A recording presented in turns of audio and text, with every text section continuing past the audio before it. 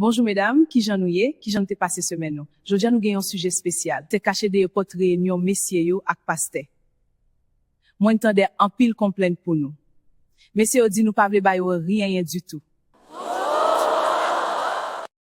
Ok, calmez-nous. Moi pote un miracle pour nous.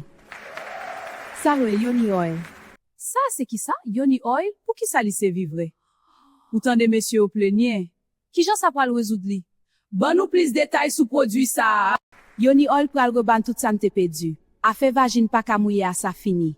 Le ou sorti nan douche ou bien ou fin raser pli mou, prend yon petit goutte et puis passel sous bagay la.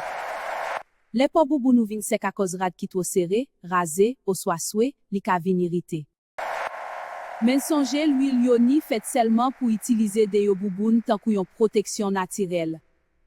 Li fait li souple, douce et puis paré. Bon kounya mesdames même l'huile Yoni, al fait messieurs au pakadomi. Al mette di fe dans toute kay la. Chambre, salon, cuisine, tout côté. Non, c'est Sarah. Pas gin bagay konsan dans l'église là oh. Mapton nou nan office moins kounya. C'est Sarah m'pas ka di ou ça devant mesdames yo, c'est yo mise m'a passé oui. Madame passe pas blème passer beaucoup tel nom. Femme joindre til l'huile ça non pour madame non. Semble c'est yon douzaine pour m'tapran. Oh, be pasteur René ou marché tout sauvé?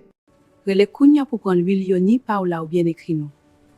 L'huile Yoni popèche là, pour aider ou prendre soin boubon nous chaque Yoni jour. oil, a natural plant-based blend for external vulva care. It soothes irritation, calming redness and razor burn, boosts hydration, deeply moisturizing delicate skin, prevents ingrown hairs by softening follicles, neutralizes odor with natural antibacterial herbs. Gentle, effective care for daily wellness, helps you feel confident and feminine. Leaves the external intimate area feeling soft and moisturized. Designed for external intimate wellness. Increases sex drive.